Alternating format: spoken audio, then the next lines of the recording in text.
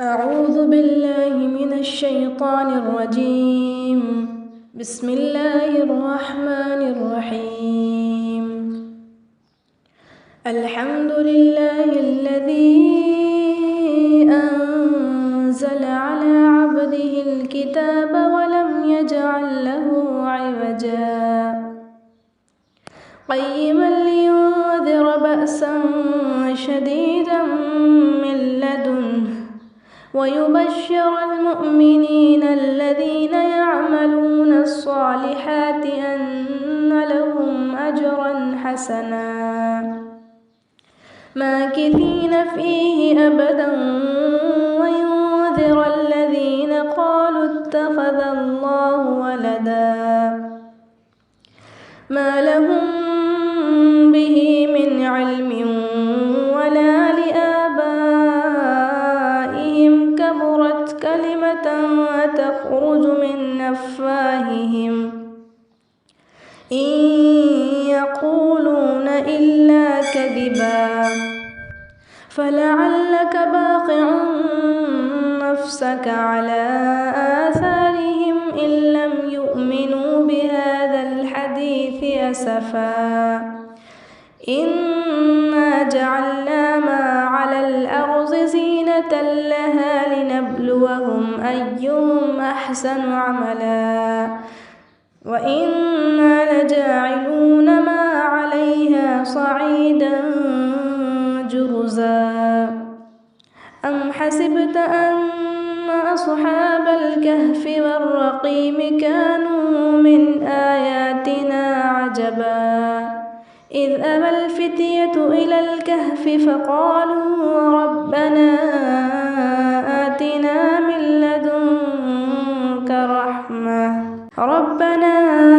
آتنا من لدنك رحمة وهيئ لنا من أمرنا رشدا فضربنا على آذانهم في الكهف سنين عددا ثم بعثناهم لنعلم أي الحزبين أحصى لما لبثوا أمدا نحن نقص عليك نبأهم بالحق إنهم فتية آمنوا بربهم وزدناهم هدى وربطنا على قلوبهم إذ قاموا فقالوا ربنا رب السماوات والأرض لن ندعو من دونه إلها لقد قلنا إذا شططا هؤلاء قومنا اتخذوا من دونه آلهة لولا يأتون عليهم بسلطان بين فمن أظلم ممن افترى على الله كذبا وإذ اعتزلتموهم فما يعبدون إلا الله فأووا إلى الكهف ينشر لكم ربكم من رحمته ويهيئ لكم من أمركم مرفقا وترى الشمس إذا طلعت تزاور عن كهفهم ذات اليمين وإذا غربت تقرضهم ذات الشمال وهم في فجوة منه ذلك من آيات الله من يهد الله فهو المهتد ومن يضلل فلن تجد له وليا مرشدا وتحسبهم أيقاظا وهم رقود ونقلبهم ذات اليمين وذات الشمال وكلبهم باسط ذراعيه بالوصيد لو اطلعت عليهم لوليت منهم فرارا ولملئت منهم رعبا وكذلك بعثناهم ليتساءلوا بينهم قال قائل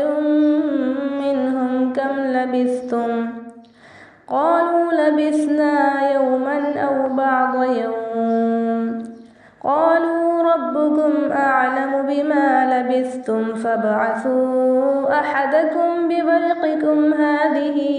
إلى المدينة فلينظر أيها أزكى طعاما فليأتكم برزق منه وليتلطف ولا يشعرن بكم أحدا إنهم إن يظهروا عليكم يرجموكم أو يعيدوكم في ملتهم فلن تفلحوا إذا أبدا وكذلك أعثرنا عليهم ليعلموا أن وعد الله حق وأن الساعة لا ريب فيها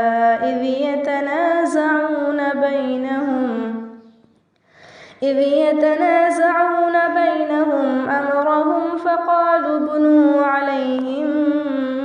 بنيانا ربهم أعلم بهم قال الذين غلبوا على أمرهم لنتخذن عليهم مسجدا سيقولون ثلاثة رابعهم كلبهم ويقولون خمسة سادسهم كلبهم رجما بالغيب ويقولون سبعة وثامنهم كلبهم قل ربي أعلم بعدتهم ما يعلمهم إلا قليل فلا تمار فيهم إلا مراء ظاهرا ولا تستفت فيهم منهم أحدا ولا تقولن لشيء إني فاعل ذلك غدا إلا أن يشاء الله واذكر ربك إذا نسيت وقل عسى أن يهديني ربي لأقرب من هذا رشدا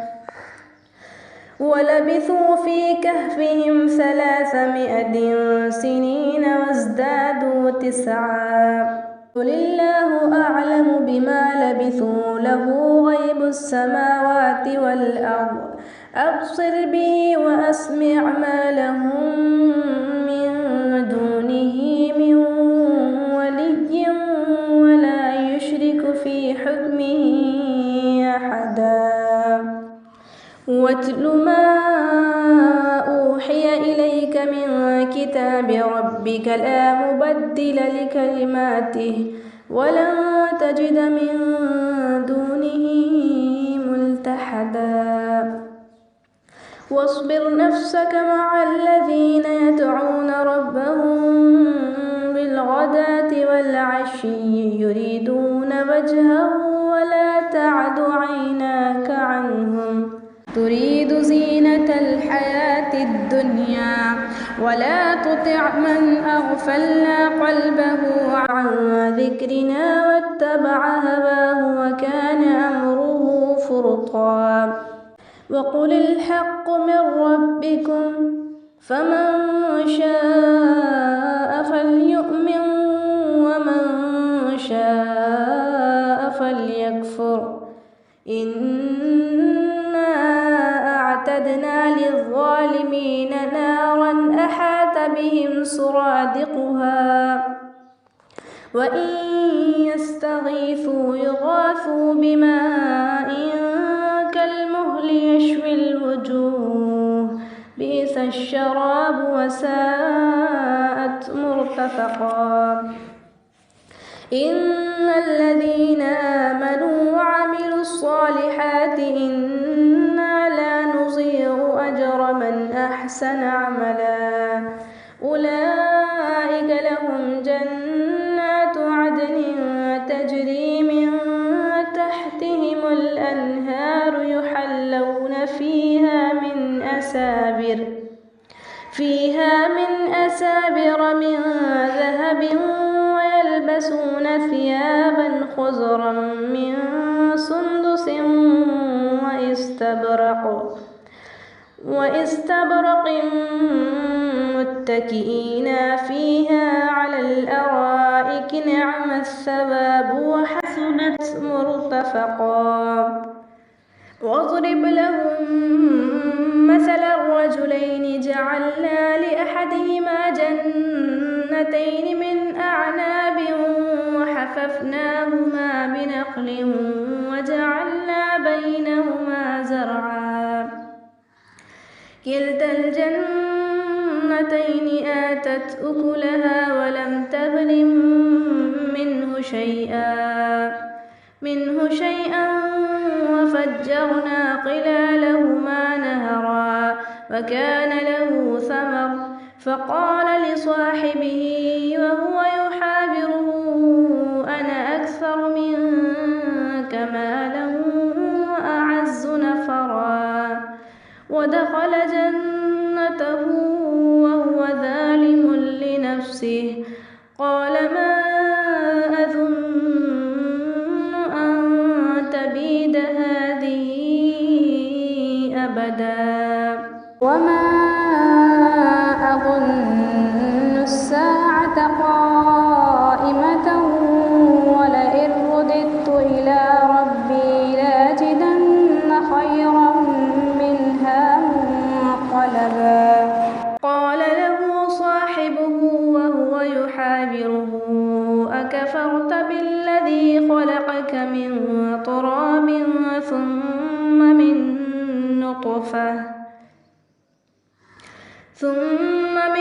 نطفة ثم سواك رجلا لكن هو الله ربي ولا أشرك بربي أحدا. ولولا إذ دخلت جنتك قلت ما شاء الله لا قوة إلا بالله إن ترني أنا أقل منك مالا وولدا فعسى ربي أن يؤتيني خيرا من جنتك ويرسل عليها حسبانا من السماء فتصبح سعيدا زلقا أو يصبح ماؤها غورا فلن تستطيع له طلبا. أحيط بثمره فأصبح يقلب كفيه على ما أنفق فيها وهي خاوية على عروشها ويقول يا ليتني لم أشرك بربي أحدا ولم تكن له فئة ينصرونه من دون الله وما كان منتصرا. هنالك الولاية لله الحق هو خير ثوابا وخير عقبا. واضرب لهم مثل الحياة الدنيا كماء إن أنزلناه من السماء فاختلط به نبات الأرض فأصبح هشيما وتذروه الرياح وكان الله على كل شيء مقتدرا. المال والبنون زينة الحياة الدنيا والباقيات الصالحات خير عند ربك ثوابا وخير أملا. ويوم نسير الجبال وترى الأرض بارزة وحشرناهم فلم نغادر منهم أحدا وعرضوا على ربك صفا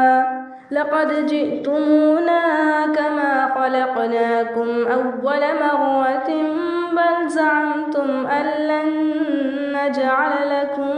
موعدا ووضع الكتاب فترى المجرمين مشفقين مما فيه ويقولون يا ويلتنا ما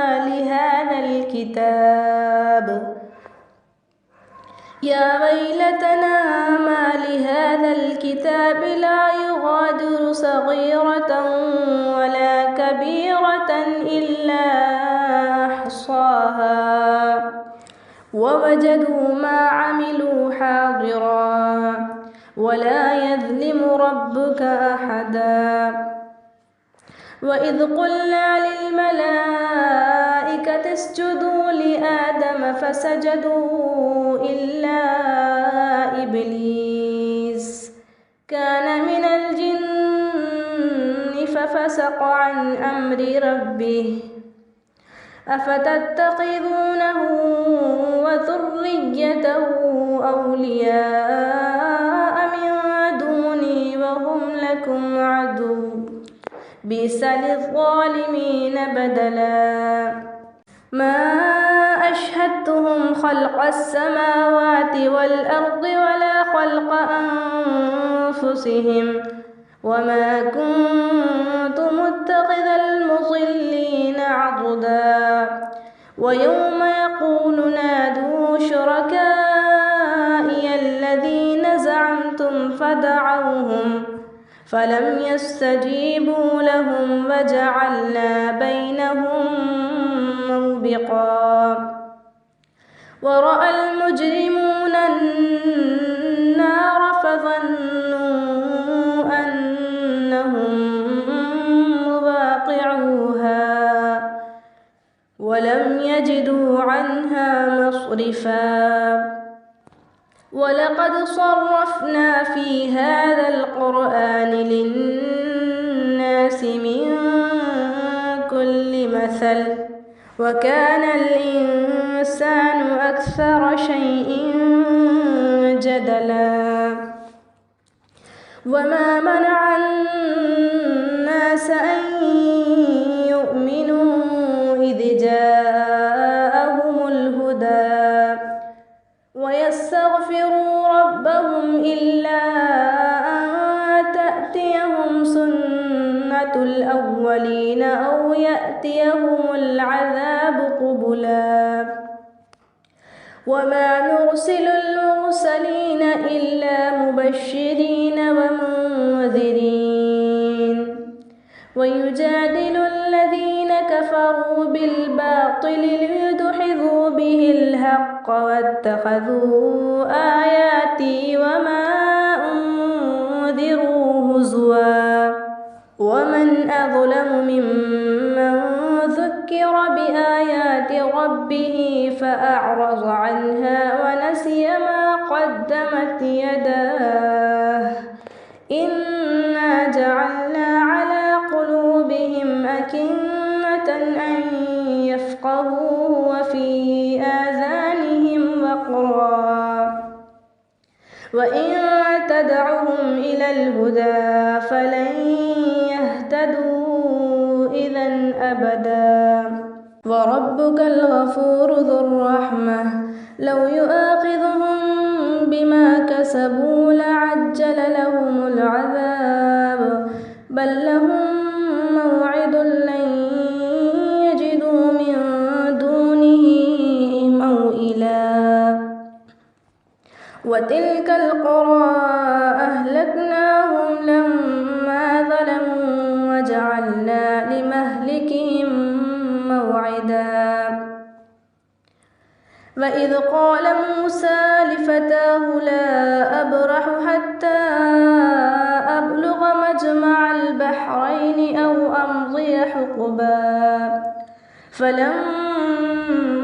بلغا مجمع بينهما نسيا حوتهما فاتخذ سبيله في البحر سربا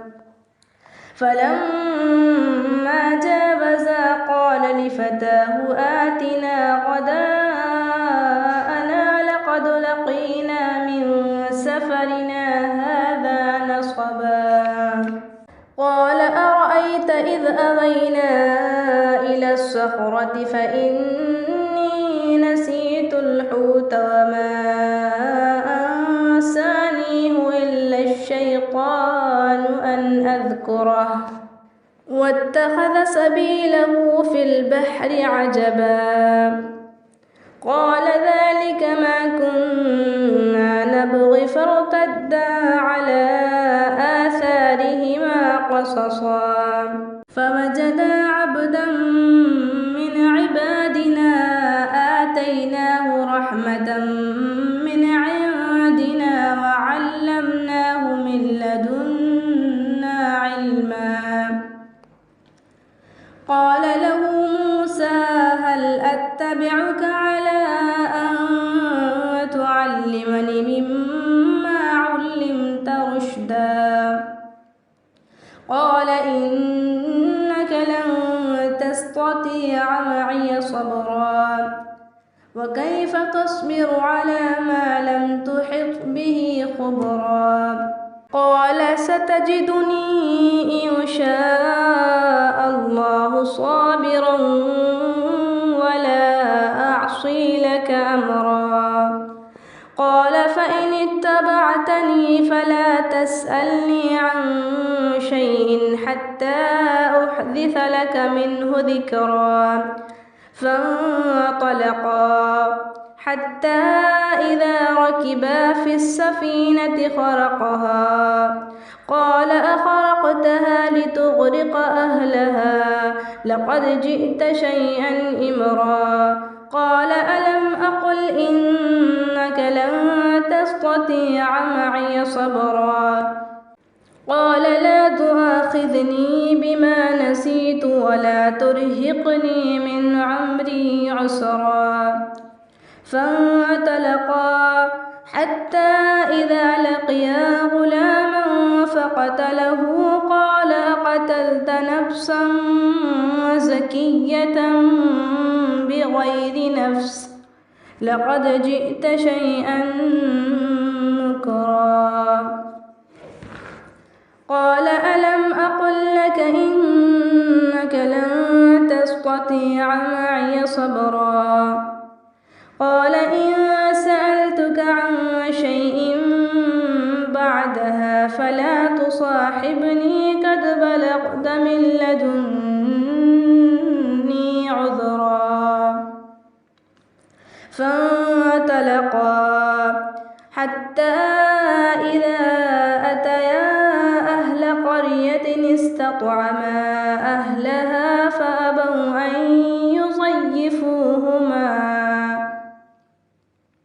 أن يضيفوهما فوجدا فيها جدارا يريد أن ينقض فأقامه قال لو شئت لاتخذت عليه أجرا قال هذا فراق بيني وبينك سأنبئك بتأويل ما لم تستطع عليه صبرا أما السفينة فكانت لمساكين يعملون في البحر فأردت أن أعيبها وكان وراءهم ملك يأخذ كل سفينة غصبا وأما الغلام فكان أبواه مؤمنين فخشينا أن يرهقهما طغيانا وكفرا فأردنا أن يبدلهما ربهما خيرا منه زكاة وأقرب رحما وأما الجدار فكان لغلامين يتيمين في المدينة وكان تحته كنز لهما وكان أبوهما صالحا فأراد ربك أن يبلغا أشدهما ويستخرجا كنزهما رحمة من ربك وما فعلته عن أمري ذلك تأويل ما لم تسطع عليه صبرا ويسألونك عن ذي القرنين قل سأتلو عليكم منه ذكرا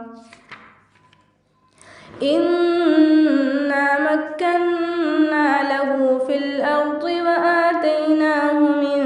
كل شيء سببا فأتبع سببا حتى إذا بلغ مغرب الشمس وجدها تغرب في عين حمئة ووجد عندها قوما قلنا يا ذا القرنين إما أن تعذب وإما أن تتخذ فيهم حسنا قال أما من ظلم فسوف نعذبه ثم يرد إلى ربه فيعذبه عذابا نكرا وأما من آمن وعمل صالحا فله جزاء الحسنى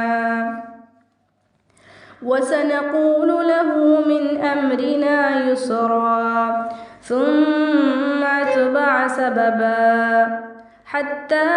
إذا بلغ مطلع الشمس وجدها تتلو على قوم لم نجعل لهم من دونها سترا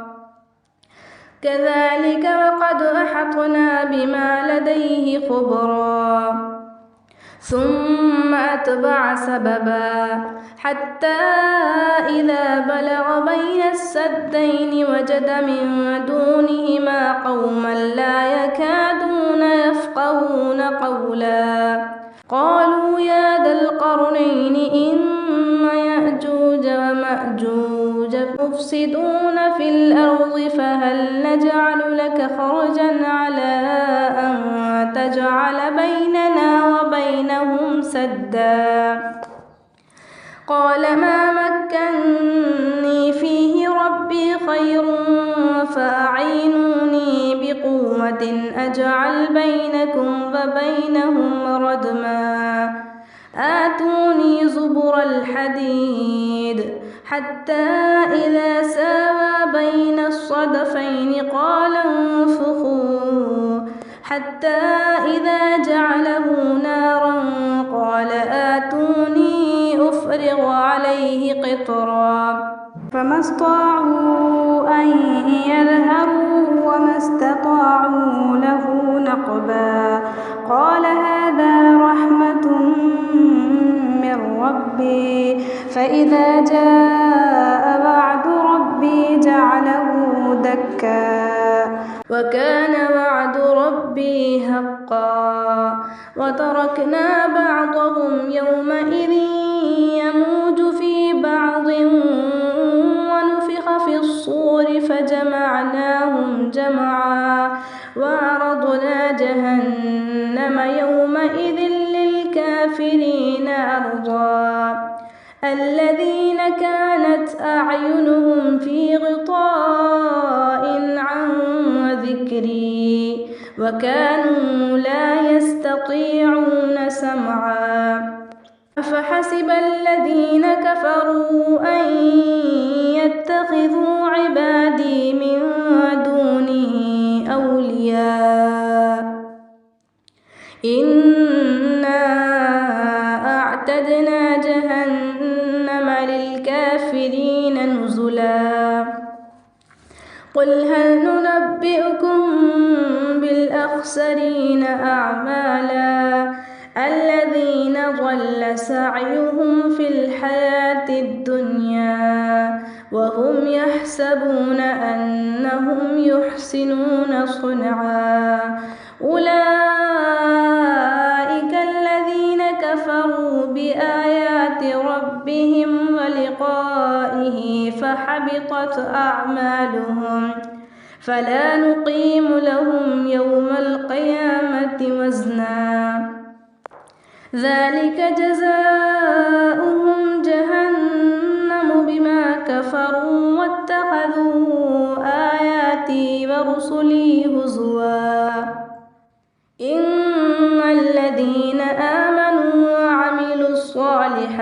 كانت لهم جنات الفردوس نزلا خالدين فيها لا يبغون عنها حولا قل لو كان البحر مدادا لكلمات ربي لنفد البحر قبل أن تنفد كلمات ربي ولو جئنا بمثله مددا قل إنما أنا بشر مثلكم يوحى إلي أنما إلهكم إله واحد فمن كان يرجو لقاء ربه فليعمل عملا صالحا ولا يشرك بعبادة ربه أحدا. صدق الله العظيم.